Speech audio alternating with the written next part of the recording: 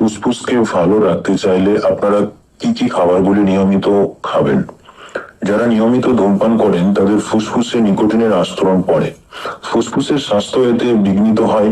ফুসফুসে জমে থাকা নোংরা পরিষ্কার করতে কিছু খাবার নিয়মিত আপনাদেরকে খেতে হবে, সেগুলি মনে রাখুন। নিয়মিত এগুলি খাওয়ার চেষ্টা করবেন। ব্রোকলি, ফুলকপি, বাঁধাকপির মতো সবজিতে থাকে অ্যান্টিঅক্সিডেন্ট।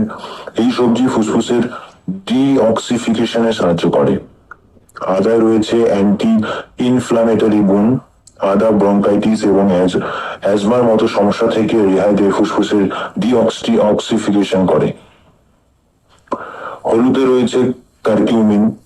এই যৌগ ফুসফুসের কোষগুলিকে ক্ষতির হাত থেকে রক্ষা করে।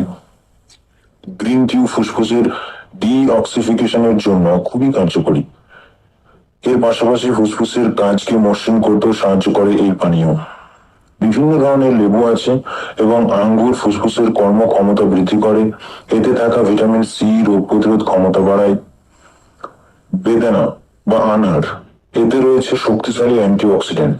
এইসব অ্যান্টিঅক্সিডেন্ট ফুসফুসকে ভালো রাখতে খুব সাহায্য করে।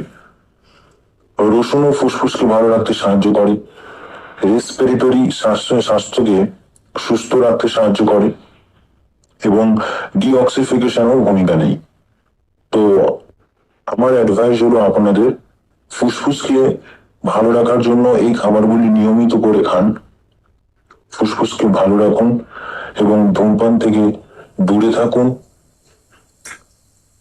আমার এই ভিডিওটি ভালো লাগলে প্লিজ লাইক কমেন্ট শেয়ার করুন এবং নতুন হয়ে থাকলে চ্যানেলটি সাবস্ক্রাইব করুন এবং বেল আইকনটি প্রেস করে দেন বিভিন্ন ধরনের এই ধরনের ভিডিও পাওয়ার জন্য।